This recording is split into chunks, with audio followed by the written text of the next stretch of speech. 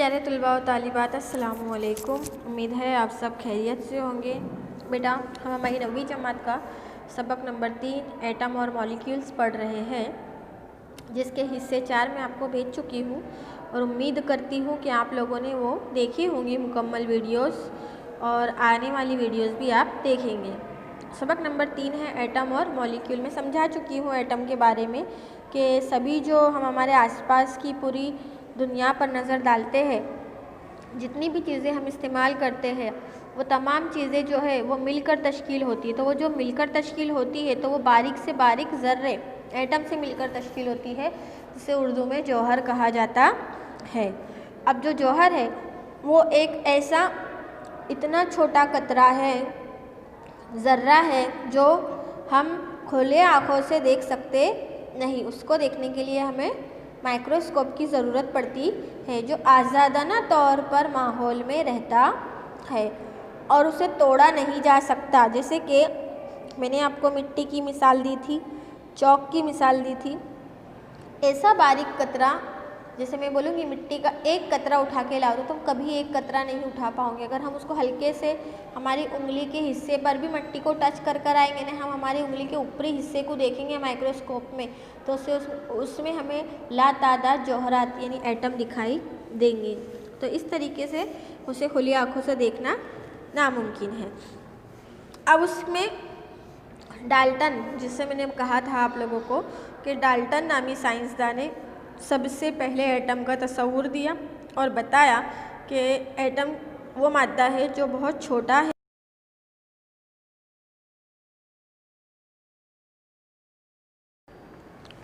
और मज़ीद उसे तोड़ा नहीं जा सकता।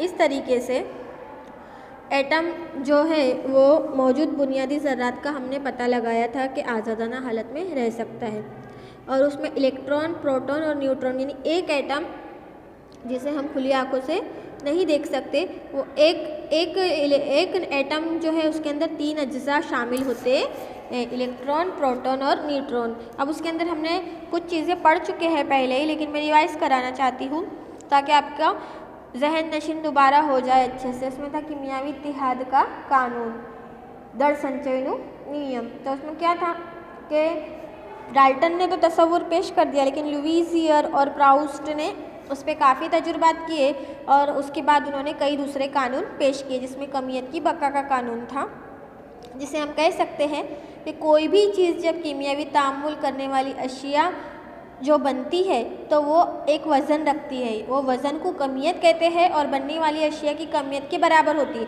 जितनी चीज़ें उसमें ऐड की जाएंगी उसके बराबर में ही वो अशिया जो है वो मुकम्मल बनकर हमें दिखाई देती है, यानी बिल्कुल बराबर होती है। तो ये कीमियावी तामुलात में अशिया कभी भी ज़ाय नहीं होती, सिर्फ उसकी शक्लें बदल जाती है, शक्लें तब्दील हो जाती। मैंने तुमको शरबत की मिसाल दी थी, चाय की दी थी। ऐसे बहुत सारी चीज़ें जो हम रोज़ाना खाना वगैरह बनाते हैं, हमारे किचन में, हमारे आसपास हम देखते हैं, बहुत सारे कीमियावी तामुलात देखने के लिए मिलते हैं, और उसके साथ साथ उनकी शक्लों का बदलना, उनके रूप का बदलना, ये एक बात बताता है कि इनके अंदर मौजूद जो भी चीज़ मौजूद है उनमें वो कीमियावी तामुलात करके अपनी शक्लों को बदल लेते हैं। उसके बाद मुस्तकिल तनासुब का कुलिया हमने देखा था। कानून किसी खालिस मुरक्कब में, खालिस यानी बिल्कुल प्योर, उसमें कोई मिलावट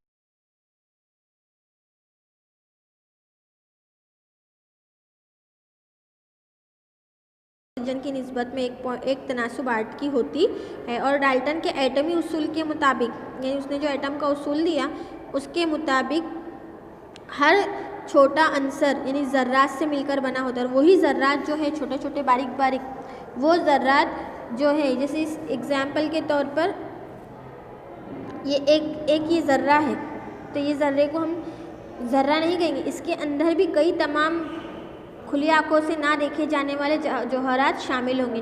तो ऐसे बेशुमार डॉट से जो चीज़ शक्ल बनती है तो वो एक मुरक्कब की शक्ल इख्तियार कर लेती है। तो इस तरीके से ये मुस्तकिल तनासुब का कानून हुआ। जैसे मैंने कहा था कि मिसाल के तौर पर हमने हाइड्रोजन की मिसाल ली थी, ऑक्सीजन की मिसाल ली थी, और डाल्टन के एटमी उसूल के मुताबिक हर अंसर जो है वो छोटे ज़र्रात से मिलकर बनते हैं, जिन्हें हम एटम कहते हैं। और किसी मुरक्कब के बनने में हमेशा अनासिर अपने वज़न के मुताबिक उसमें इत्तेहाद करते हैं और इसीलिए वो मुस्तकिल तनासुब का कानून कहलाता है। मिसाल के तौर पर डाल्टन के एटमी उसूल के मुताबिक हमने देखा था कि हाइड्रोजन अंसर में हाइड्रोजन और ऑक्सीजन के अंसर भी शामिल होते हैं और हाइड्रोजन और ऑक्सीजन जब आपस में मिलते हैं तो यहाँ पर H2O की तश्कील करते हैं, यानी साल्मा बनाते हैं, जिसे हम पानी कहते हैं। और क्योंकि पानी के साल्मे में हाइड्रोजन भी मौजूद होता है और ऑक्सीजन की भी तादाद दो दो की होती है, तो यानी दोनों बराबर हुए, तो वो दोनों बराबर होना जो है ये बताता है कि दोनों की तादाद बिल्कुल बराबर है, बस उनकी शक्लें बदल गई, हाइड्रोजन और ऑक्सीजन से वो पानी की शक्ल इख्तियार कर गए। अब उसके बाद हम डाल्टन का एटमी नज़रिया तो हमने देख लिया, लेकिन अब हम देखेंगे एटम क्या है, परमाणु शू है। तो एटम किसी शय का वो छोटे से छोटा ज़र्रा, देखो मैं फिर से तारीफ बयान कर रही हूँ,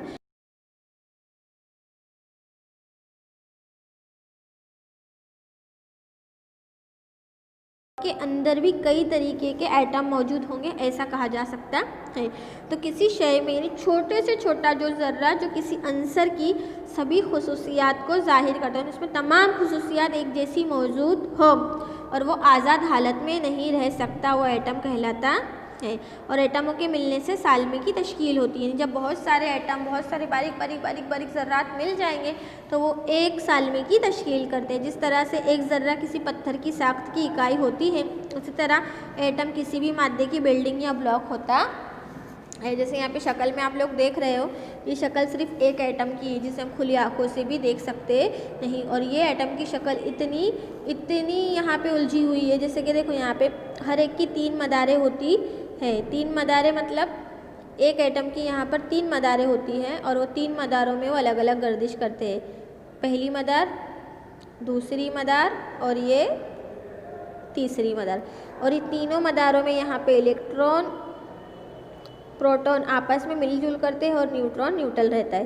तो इस तरीके से तुम देखो शक्ल के अंदर इलेक्ट्रॉन प्रोटॉन न्यूट्रॉन की शक्ल, ये सिर्फ ये जो एक बारीक डॉट है ना, ये बारीक डॉट का भी बिल्कुल उसके अंदर एक जौहर जो मौजूद होता है उसकी जो है शक्ल इस तरीके की हमें दिखाई देती है। और जब ये बहुत सारी चीज़ें मिल जाती है तो हमें कोई एक ऐसी चीज़ दिखाई देती है जो हम कह सकते कि भाई हाँ ये टेबल है या कुर्सी है। तो ये बहुत बारीक बारीक जौहरात से मिलकर बनने वाला एक मुरक्कब है, जो मुरक्कब हमें देखकर हम पहचान सकते हैं। बाकी हम बारीक से बारीक एटम के ज़र्रात को कभी नहीं पहचान सकते।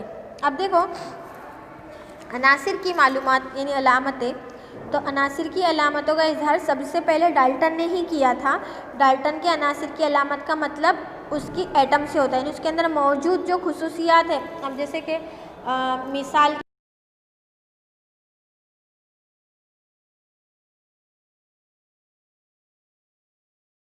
लकड़े के अंदर लकड़े की खुसूसियात मौजूद है तो हम उसे लकड़ा कहते हैं। कलर है, लाल कलर है तो उसमें लाल कलर की खुसूसियात मौजूद है तो हम उसे लाल कलर कहते हैं। तो इसी तरीके से डाल्टन ने उसके अंदर मौजूद कुदरती खुसूसियात जो उनमें मौजूद होती है उनके एटमों में, बारीक बारीक ज़र्रों में, तो वो एटम और ज़र्रों के हिसाब से उन्होंने आंसर का मतलब निकाला और उनकी अलामतें ज़ाहिर की। तो बिर्ज़लीस ने अनासिर की अलामतों के लिए उनके नाम में से 1 या 2 हुरूफ इस्तेमाल किए। अब ये नए साइंसदान है बिर्ज़लीस, और वो बिर्ज़लीस ने एटम के नाम यानी उनके जो नाम रखे गए उनका पहला और दूसरा लातिनी ज़बान के नाम भी रखे गए हैं और इंग्लिश में भी उनके पहले दूसरे हुरूफ को लेकर उनकी अलामतों का इजहार किया। तो आजकल अनासिर के नाम IUPAC, क्या याद रखेंगे,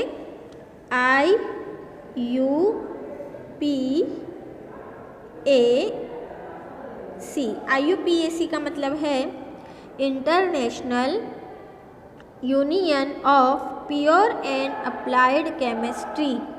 क्या नाम है, international Union of pure and Applied chemistry. इसका शॉर्ट फॉर्म है IUPAC से लिए जाती है। एक बहुत बड़ी एक ब्रांच है जहाँ पर तमाम अनासिरों की जांच होती है और उनके नाम की पहले और दूसरे आखिरी हुरूफ पर से उनके नाम रखे जाते हैं, उनकी अलामतें रखी जाती है और उनकी अलामतें जो है अंग्रेज़ी नाम के हुरूफ से ली जाती है और उनका पहला हुरूफ कैपिटल रखा जाता है और दूसरा हुरूफ छोटा रखा जाता है। जैसे कि यहाँ पर हाइड्रोजन है तो हाइड्रोजन की जो अलामत है H है, इंग्लिश नाम है, हाइड्रोजन में से H लिया गया।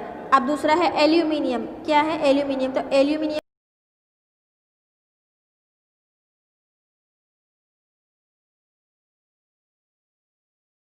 कैपिटल ओ छोटा, CO। जिंक, तो जिंक का Z कैपिटल और N छोटा। तो ये जो अलामतें इनकी रखी गई ये इनके नाम पे से रखी जाती है और नाम पे से उनका इंग्लिश से ली जाती है और उनका पहला हुरूफ कैपिटल रखा जाता है और दूसरा हुरूफ जो है उनका स्मॉल रखा जाता है। अब अनासिर की मालूमात के साथ में बता दूं कि इनकी शक्लें किस तरीके की होती है। तो देखो यहाँ पर हम देख रहे हैं कार्बन की शक्ल इस तरीके से होती है। इसके बाद देखो ये सोडियम की शक्ल, सोडियम का नाम जो अलामत है वो Na है। अब सोडियम का इंग्लिश नाम सोडियम है लेकिन उसका लातिनी नाम कुछ और होगा इसलिए उसकी अलामत Na। तो पहला हुरूफ कैपिटल और दूसरा हुरूफ स्मॉल, तो ये सोडियम की अलामत। और सोडियम दिखने में कैसा होता है ये यहाँ मैंने आपको बताया।